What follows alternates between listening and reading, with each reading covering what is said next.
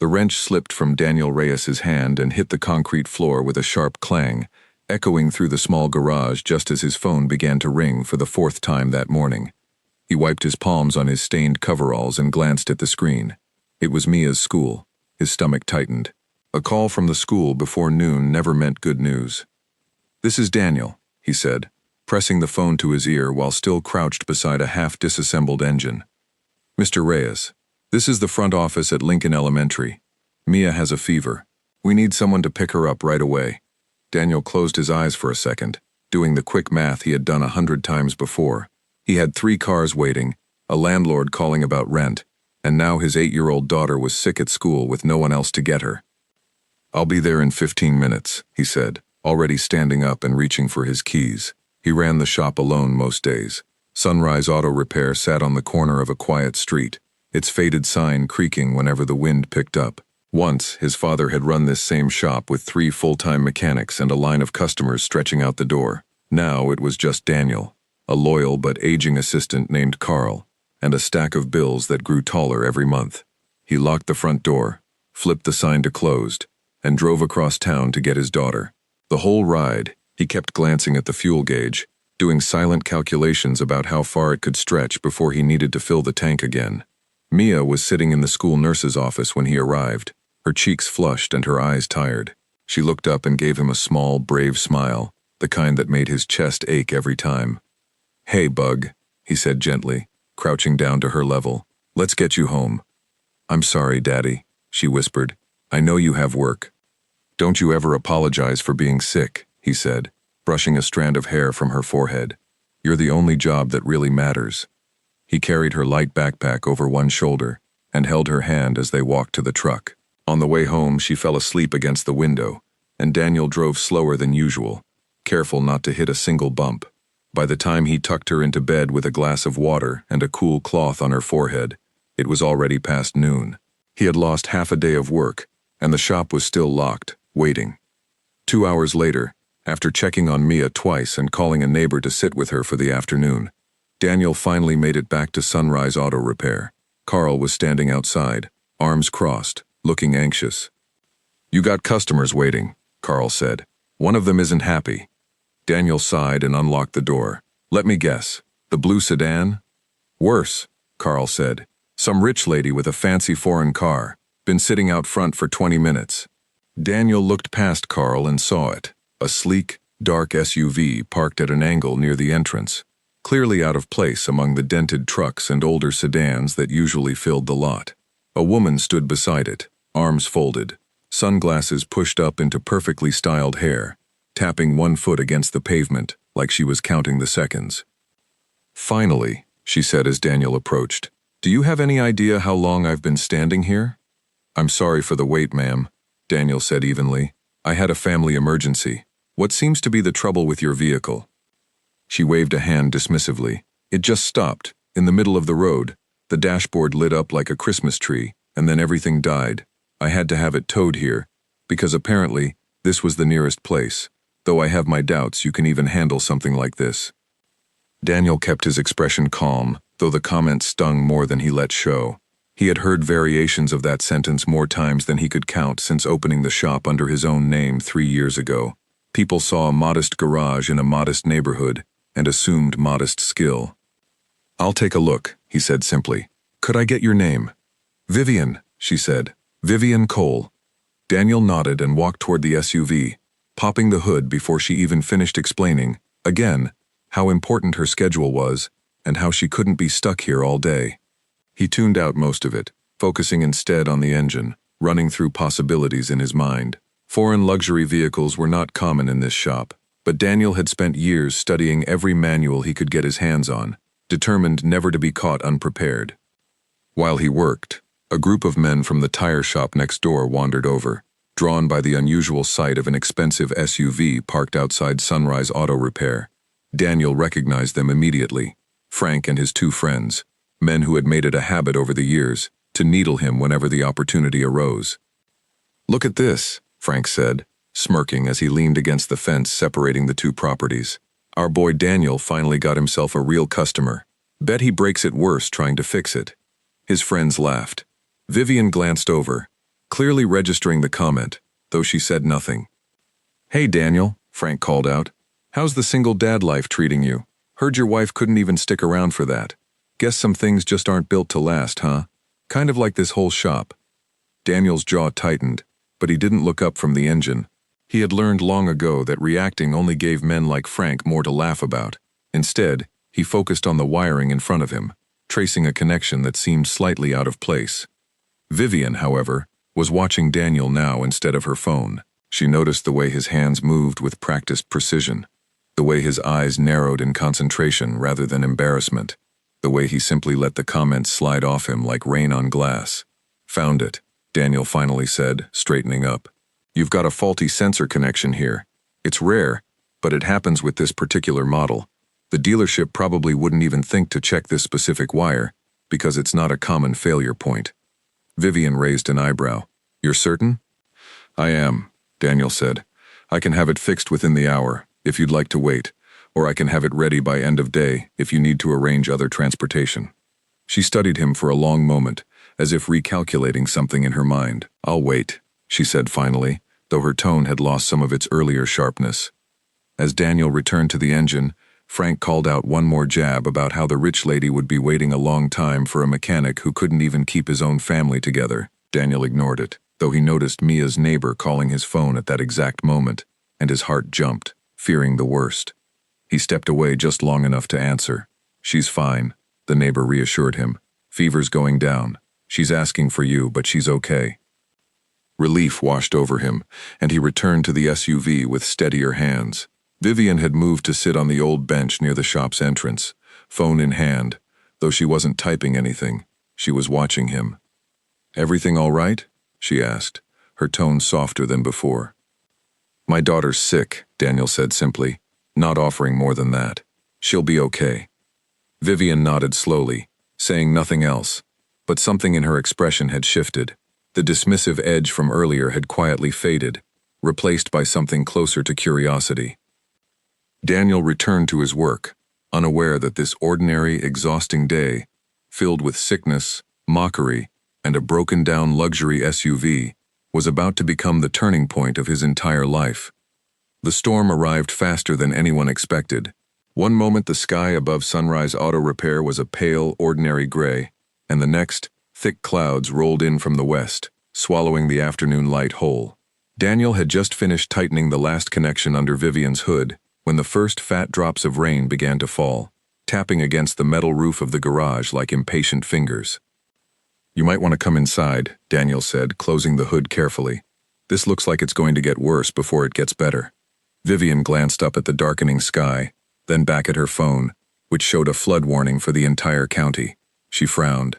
Her driver had already left to run another errand, expecting to return once the vehicle was fixed, but with roads about to become dangerous, that plan no longer made sense. "I suppose I don't have much choice," she said, gathering her bag and stepping quickly toward the small office attached to the garage. Inside, the office was modest but tidy. A single desk sat near the window, covered with neatly organized paperwork, invoices, and a framed photograph of a smiling little girl missing her 2 front teeth. A space heater hummed quietly in the corner, and a coffee maker sat on a shelf beside a stack of mismatched mugs. "Sorry it's not much," Daniel said, gesturing toward the chair across from his desk. "But it's dry, and I can make coffee if you'd like some." Vivian sat down, smoothing her jacket. Coffee would be nice, actually. As Daniel poured 2 cups, thunder rolled outside, rattling the windows. Vivian watched him move around the small space, noticing the framed photograph on the desk, the child's drawings taped to the wall beside a calendar filled with reminders. Doctor's appointment, school play, parent-teacher conference. "Your daughter?" she asked, nodding toward the photo. "Mia," Daniel said, a small, unguarded smile crossing his face for the first time since Vivian had arrived. "She's 8, smartest kid I know, though I might be a little biased." "She's beautiful," Vivian said, and for the first time, her voice carried genuine warmth instead of impatience. Daniel handed her a mug and sat down across from her, glancing occasionally at the rain streaking down the window.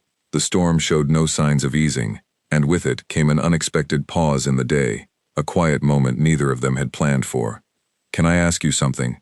Vivian said after a moment. Those men outside earlier, do they always talk to you like that? Daniel's jaw tightened slightly, but he kept his voice even. Frank's been doing it for years, ever since my wife left. People in small towns love a good story, and mine's been the talk of the block for a while now. That must be difficult, Vivian said carefully. Hearing that, every day, while trying to run a business and raise a child. You get used to it, Daniel said, though the tightness in his shoulders suggested otherwise. Mia's what matters.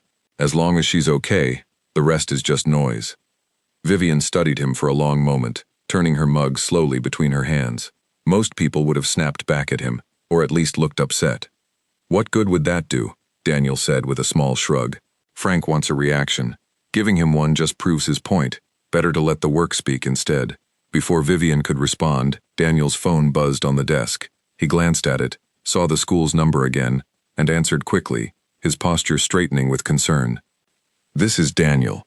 Mr. Reyes, it's the nurse's office again. Mia's fever has gone up slightly. Nothing alarming yet, but we wanted to keep you informed. She's asking for you. Is she all right? Daniel asked, standing now, his hand gripping the edge of the desk. She's resting. Your neighbor is still with her, and we've given her some water and a cool cloth. Just wanted you to know. Thank you for calling, Daniel said. Please tell her I'll be there as soon as I can. He ended the call and sat back down, rubbing a hand over his face. Vivian watched him carefully, noticing the way worry flickered across his features before he pushed it aside and forced himself to focus on the present moment. You should go to her, Vivian said gently. I can wait here or figure something else out. The roads are flooding, Daniel said, glancing out the window at the rain now falling in sheets. It wouldn't be safe to drive right now, for either of us. She's in good hands. My neighbors watched her plenty of times before.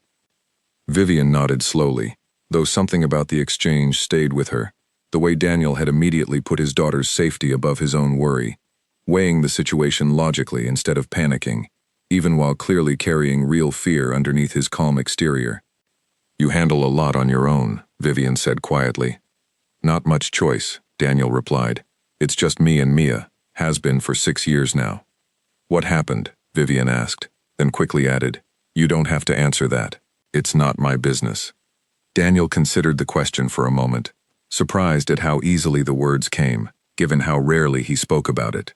My wife wanted a different life, one that didn't involve grease-stained coveralls and a struggling shop. She left when Mia was 2, sends a birthday card sometimes. That's about it. I'm sorry, Vivian said, and she meant it. Don't be, Daniel said. Took me a while to understand this, but you can't force someone to want the life you're building. All I can do is make sure Mia knows she's loved, every single day, no matter what anyone else says or does. The rain continued to fall outside, but the office felt smaller now, quieter, filled with something neither of them had expected when the day began. Vivian found herself asking more questions, about the shop's history, about Daniel's father who had first opened it decades ago, about his plans, however distant they seemed, for expanding one day if the finances ever allowed it.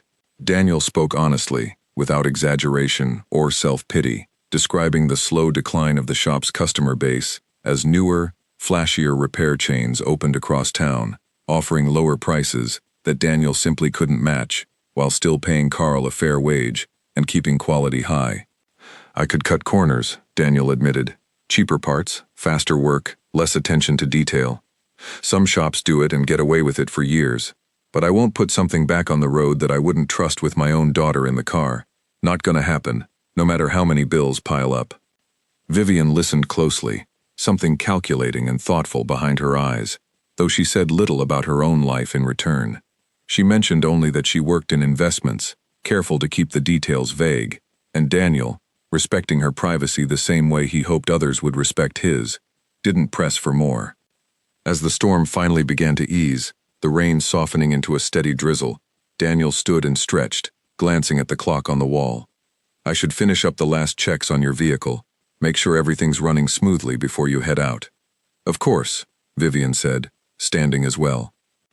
Outside, the world looked freshly washed, the harsh edges of the afternoon softened by the storm's passing. Daniel worked quickly and efficiently, testing every system twice, refusing to let Vivian leave with anything less than complete confidence in the repair. "All set," he finally said, closing the hood. "You shouldn't have any more trouble with that sensor. If you notice anything unusual within the next week, bring it back and I'll take another look, free of charge." Vivian pulled out her wallet, but Daniel held up a hand. "I already quoted you a price earlier. That's what you owe.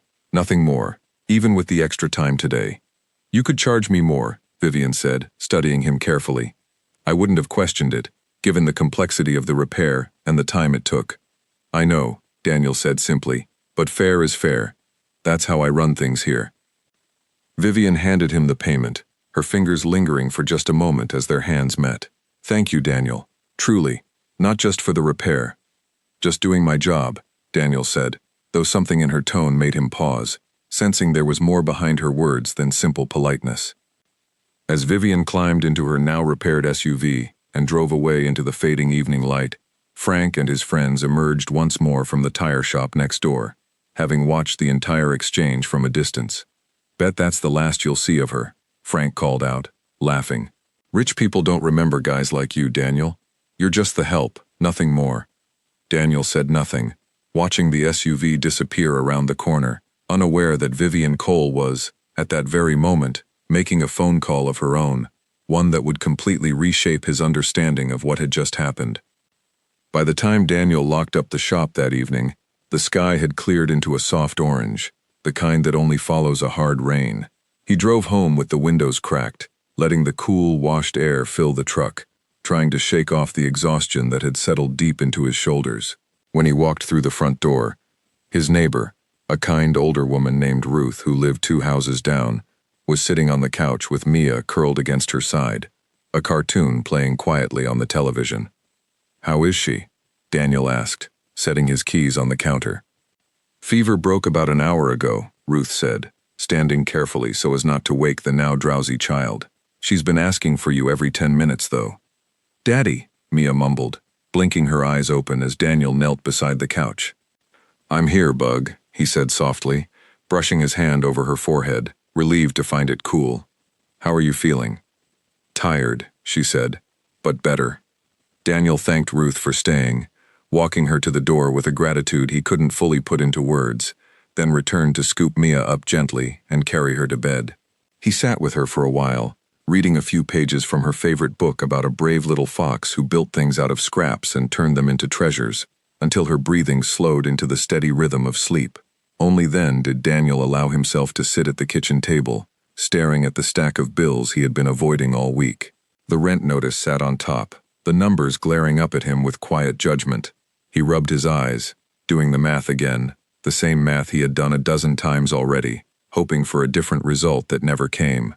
Across town, in an entirely different world, Vivian Cole sat in the back of a car, her assistant Grace scrolling through messages on a tablet beside her. "You're quiet," Grace said, glancing over. "Long day at the dealership?" "I wasn't at the dealership," Vivian said, staring out the window at the passing lights of downtown. "My car broke down near the east side. Ended up at a small independent shop." Grace raised an eyebrow. "That's unusual for you. You never go anywhere without the driver mapping it out first." "It wasn't planned," Vivian admitted, "but it turned out to be exactly the kind of unplanned thing I've been looking for." Grace tilted her head, curious now. "What do you mean?" Vivian was quiet for a moment, thinking back over the afternoon, the sharp, mocking laughter of the men outside, the calm, steady way Daniel had continued working through it, the worry in his eyes when the school called, followed almost instantly by the discipline it took to set that worry aside and finish the job with total precision. She thought about the framed photograph on his desk, the child's drawings taped carelessly to the wall, the way he had refused to overcharge her even though he clearly could have used the money.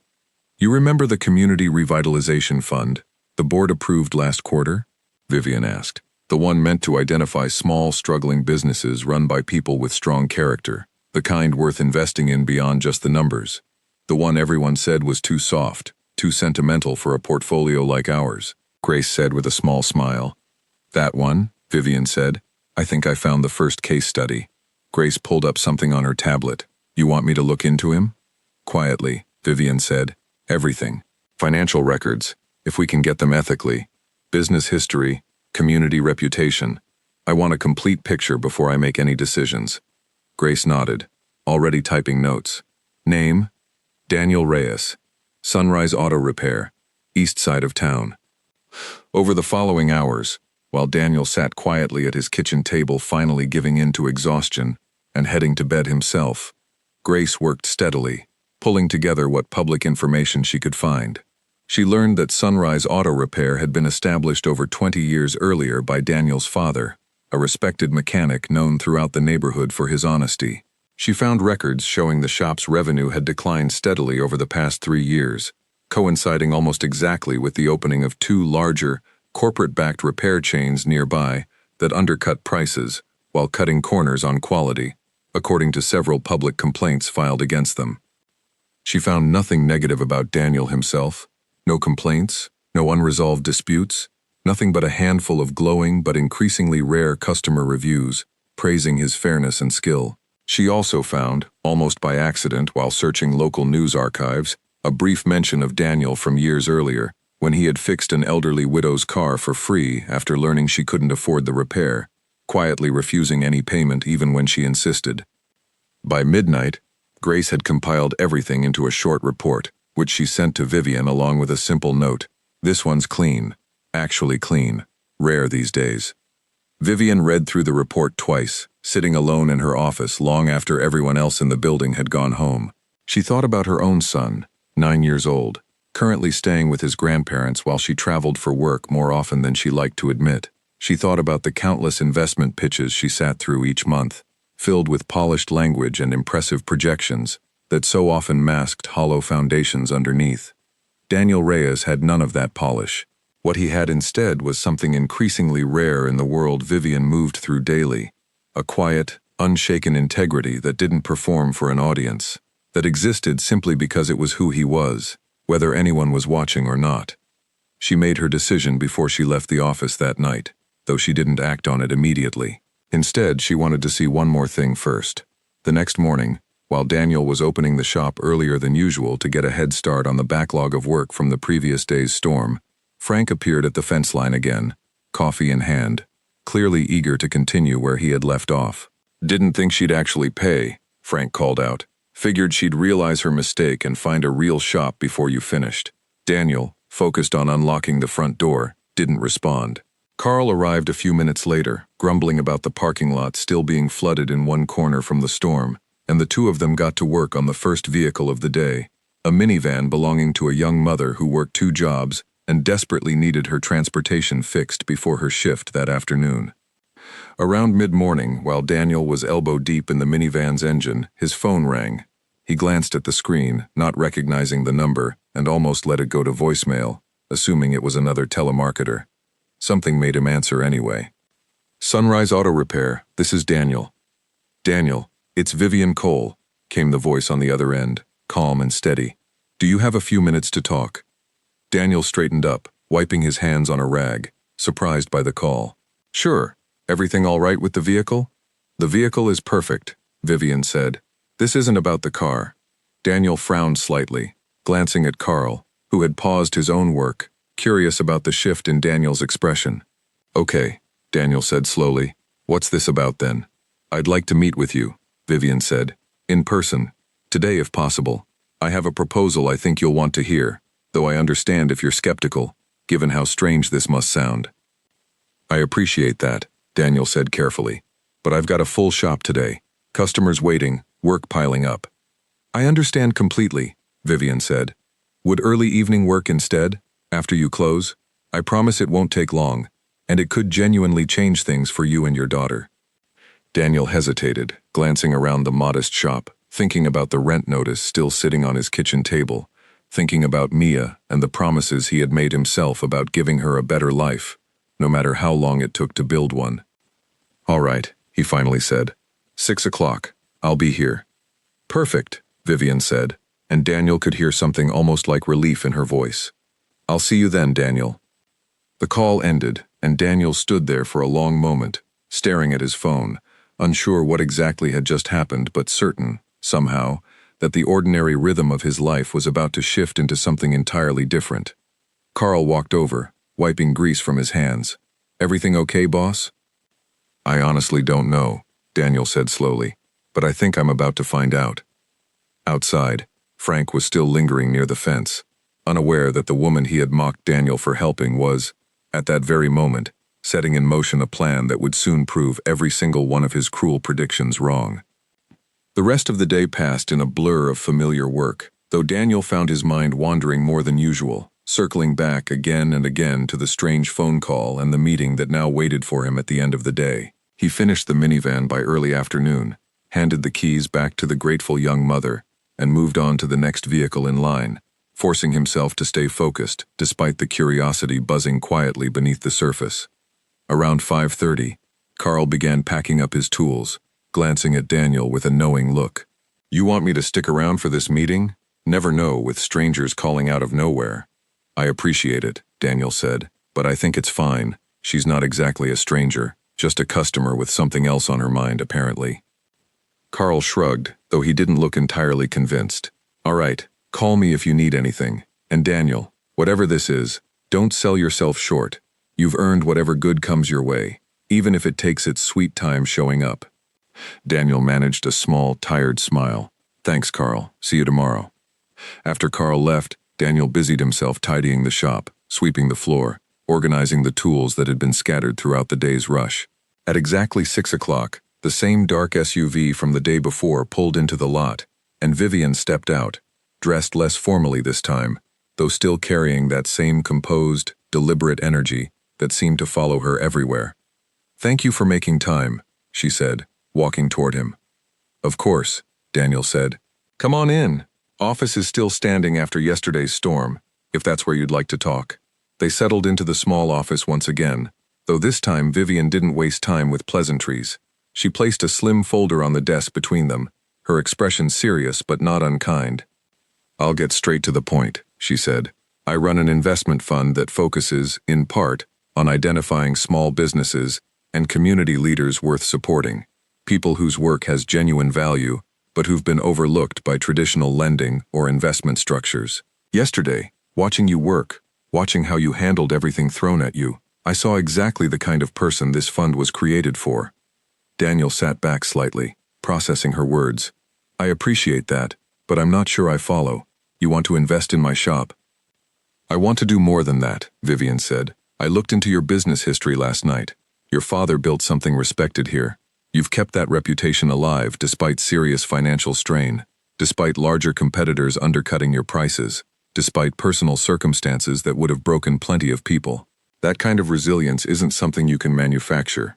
It's rare, and it's exactly what my fund is designed to support. Daniel studied her carefully, still cautious, unused to conversations that didn't come with some hidden catch waiting beneath the surface. What exactly are you proposing? Vivian opened the folder, sliding a document across the desk. A full renovation and expansion of Sunrise Auto Repair, funded entirely through my company. New equipment, updated facilities, enough capital to hire additional mechanics and pay them fairly. Beyond that, I'd like to establish a training program here, specifically for single parents looking to enter the trade, people who need flexible, stable work and a path toward genuine independence, the same way you've built one for yourself and your daughter. Daniel stared at the document, reading through the numbers twice, certain he had misunderstood something. This is a lot of money, Miss Cole. Vivian, please, she said. And yes, it is. But I don't make investments lightly, and I don't make them based on sentiment alone. I've reviewed your business history. Even with the recent decline, the fundamentals are strong. Your reputation, once revitalized with proper resources, could rebuild this into something genuinely profitable, not just for you, but for everyone you employ. And what do you get out of this? Daniel asked, unable to shake the instinct that something this generous had to come with strings attached somewhere. Return on investment eventually, Vivian said honestly, but also something less tangible. I've spent years surrounded by pitches and promises that rarely hold up once the polish wears off.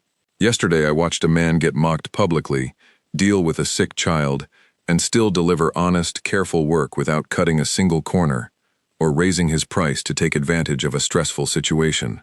That's not something I see often, and it's exactly the kind of foundation worth building on. Daniel sat quietly for a long moment, the weight of the offer settling slowly over him. He thought about the rent notice waiting at home, about Mia's future, about the years of struggling to keep the shop's doors open through sheer stubbornness and long hours. He thought, too, about Frank's mocking laughter earlier that day, the casual cruelty that had followed him for years, and how easily this offer could change everything Frank believed about him. "I need to think about this," Daniel finally said. "Not because I doubt your sincerity, but because this is my daughter's future we're talking about, and I don't make decisions like this quickly." "I would be concerned if you did," Vivian said, a small smile crossing her face. "Take whatever time you need. My offer isn't going anywhere." Daniel nodded slowly, still turning the numbers over in his mind. "Can I ask why me, specifically? There must be dozens of shops you could have chosen, businesses with better numbers, less risk." Vivian considered the question carefully before answering. Numbers can be manipulated.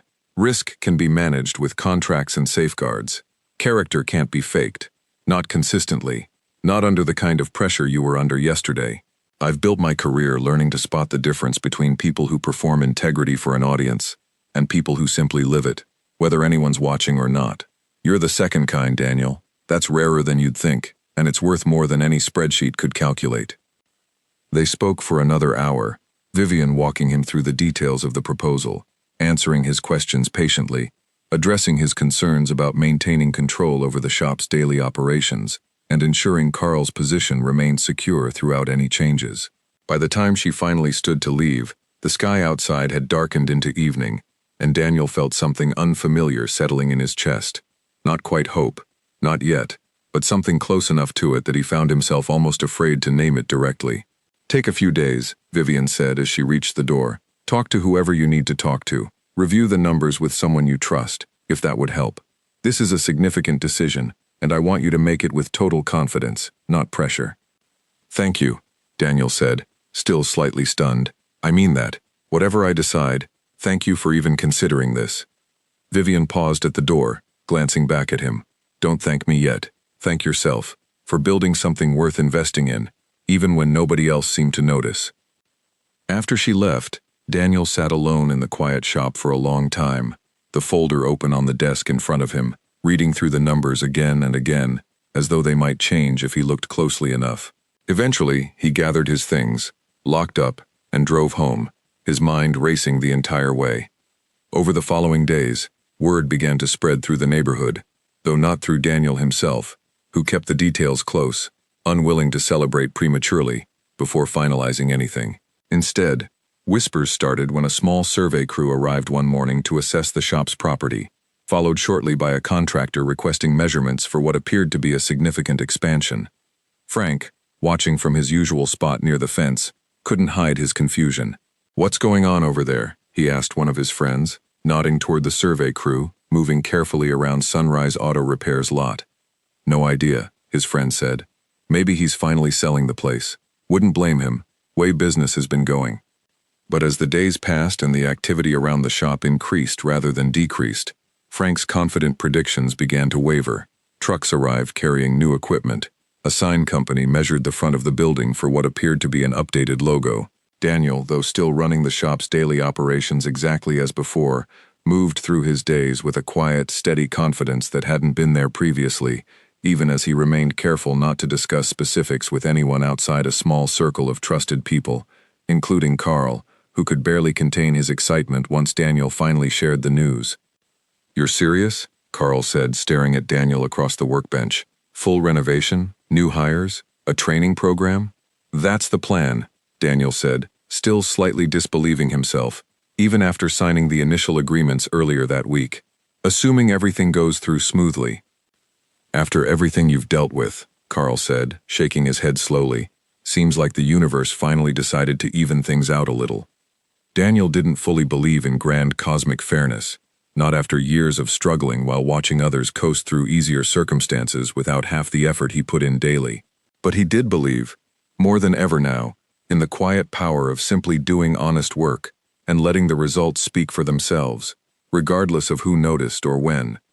Meanwhile, at home, Mia noticed the change in her father immediately, the lighter step, the genuine smiles that came more easily than they had in longer than she could remember.